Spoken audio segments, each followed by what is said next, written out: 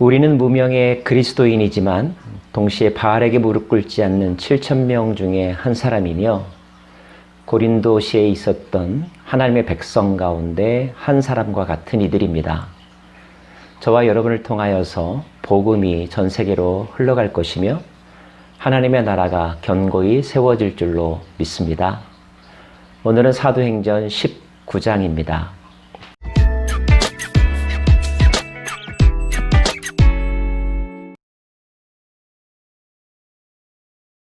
사도행전 19장에는 에베소에서 있었던 놀라운 영적 부흥의 사건이 기록되어 있습니다. 저는 이것을 에베소의 오순절 사건이라고 말하고 싶습니다. 사도 바울이 2차 전도여행 때 잠깐 들렸었던 에베소에 방문합니다. 그리고 이번에는 약 3년의 시간에 걸쳐서 에베소에서 복음을 전하고 또 목회를 하게 되죠. 에베소에서 그의 사역의 내용들은 어떠한 것이었을까요? 먼저 그 에베소에서 이미 복음을 받아들였던 사람들에게 사도 바울은 성령의 세계에 대해서 소개하면서 그들로 하여금 성령 세례로 초대합니다. 아볼로가 고린도에 있을 때 바울이 윗지방으로 다녀 에베소에 와서 어떤 제자들을 만나 이르되 너희가 믿을 때에 성령을 받았느냐? 이르되 아니라 우리는 성령의 계심도 듣지 못하였노라. 바울이 이르되 요한이 회개의 세례를 베풀며 백성에게 말하되 내 뒤에 오시는 이를 믿으라 하였으니 이는 곧 예수라 하거늘 그들이 듣고 주 예수의 이름으로 세례를 받으니. 그들은 예수님에 대해서 더 명확한 설명을 듣게 되었고 예수님의 능력, 예수님의 영을 체험하는 놀라운 은혜를 겪게 됩니다. 바울이 그들에게 안수할 때 성령이 임하셨습니다. 그들이 방언을 말했습니다. 예언을 말했습니다. 모두 12사람쯤 되었다고 누가는 기록하고 있습니다. 오순절 다락방에 120문도가 모여서 성령 세례 받았던 것처럼 고넬료 집안에 모였던 사람들이 바울이 전하는 말씀을 듣고 성령을 체험했던 것처럼 오늘 에베소에 있는 12사람쯤 되는 사람들이 함께 공동체적으로 성령을 체험했습니다. 놀라운 영적 부흥이 시작되었습니다. 바울이 그곳에서 석 달 동안 말씀을 전했습니다. 더 이상 전할 수 없게 되자 두란노라고 하는 곳에서 2년 동안 제자들을 양육하며 또 말씀을 가르쳤습니다. 그 놀라운 섬김의 열매는 풍성하여서 에베소 도시 전체가 주님 앞으로 돌아오는 도시 회복의 역사가 일어났습니다. 사람들이 더 이상 아르테미스 여신전을 찾지 않았습니다. 또 어떤 마술사는 자기들의 평생 직업이기도 하면서 그의 신앙의 내용이었던 마술에 관한 책들을 다 태워버리고 주님 앞으로 돌아왔습니다. 병자들이 치유를 받았습니다. 그리고 그들이 예수님의 능력을 경험했습니다. 얼마나 놀라운 영적 부흥의 역사였는지요.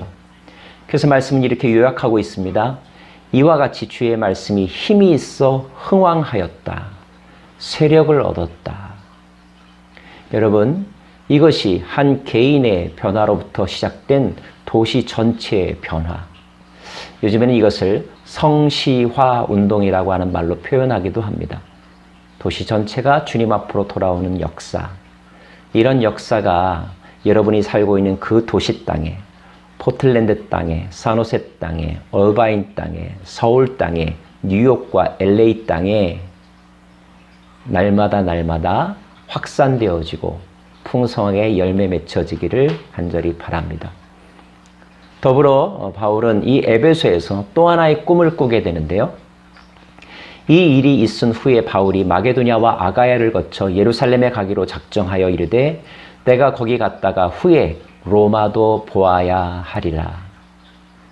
바울에게 있어서 로마에 대한 꿈을 꾸게 된 것입니다. 성령님은 꿈을 주는 분이십니다. 성령님은 회복시키시는 분이십니다. 성령은 진리의 부흥을 우리들에게 경험케 하는 분이십니다. 오늘도 성령 충만하시기를 바랍니다. 물론 어려움도 있었습니다. 바울로 인한 복음의 확산으로 말미암아 우상을 섬기던 사람들, 그 우상을 섬기는 일에 관련된 비즈니스를 하던 사람들이 경제적으로 손해를 입게 되었습니다. 기념품들이 팔리지 않았기 때문에 그렇죠. 그 중에 더메드리오라고 하는 사람이 더 이상 참을 수 없게 되자 사람들에게 부채질하고 선동했습니다. 바울과 또 그들의 일행이 에베소 도시 전체를 망가뜨린다라고 소문을 퍼뜨렸죠. 사람들이 흥분했습니다. 온 시내가 요란하였습니다. 그리고 가요와 아리스다고를 붙들어서 연극장으로 몰려들었다라고 기록되어 있습니다. 바울에게도 위기가 몰려왔습니다. 그때 제자들이 옆에서 말렸습니다. 또 아시아의 관리 중에서 바울을 통하여 복음을 받아들였던 사람, 바울의 친구가 되었던 사람들이 바울을 보호하려고 노력하는 장면들이 나옵니다. 사람들은 흥분했습니다. 군중들의 심리는 때로는 통제할 수 없게 되는 상황에 이르기도 하죠. 그런데 그때에 그 사태를 진정시키고 해산시켰던 한 사람이 있습니다. 이름 없는 그 사람, 서기장이라고 성경은 기록되어 있습니다. 그 서기장이 한 말 가운데 이런 말이 있습니다. 이들은 신전의 물건을 도적질하지도 아니하였고 우리 여신을 비방하지도 아니한 사람들이다. 그런 사람들이 이렇게 붙잡아 와서 즉결 심판 또 마녀사냥식의 재판을 하는 것은 로마의 법에 옳지 않다. 필요하다면 정식 재판 절차를 거쳐야 된다. 이런 말입니다.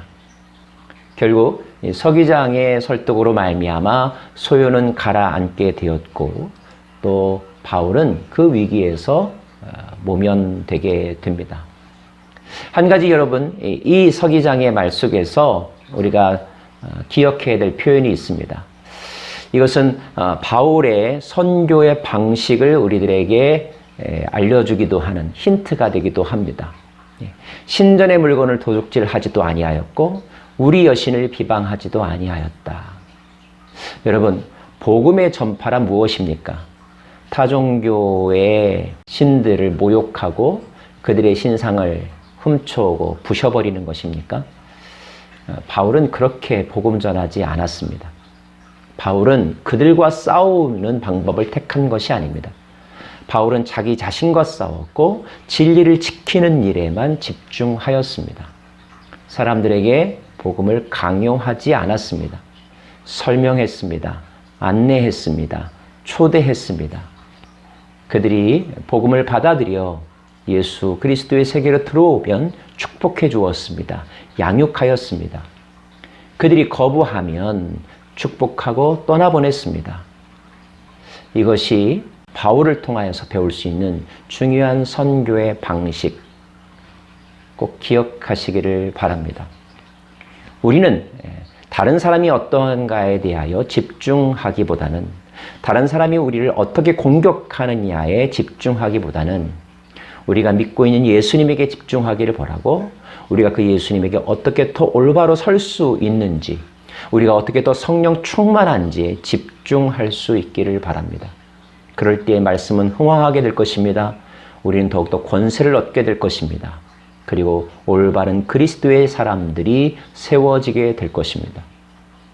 내가 변하고 이웃이 변하고 공동체가 변하고 도시가 변하는 일이 일어나게 될 것입니다. 우리의 무기는 진리입니다. 진리에 대한 우리의 올바른 태도, 성실함과 진실함입니다. 성령의 역사가 오늘도 저와 여러분의 삶 속에서 그리고 그 삶의 자리에서 충만하게 임하기를 간절히 빕니다. 기도하겠습니다. 오 하나님, 에베소 도시가 성령의 도시가 되었습니다. 그런 놀라운 은혜가 우리가 살아가고 있는 이 땅에서도 일어나기를 원합니다. 그 통로로 쓰임받는 저희들 되게 하여 주옵소서.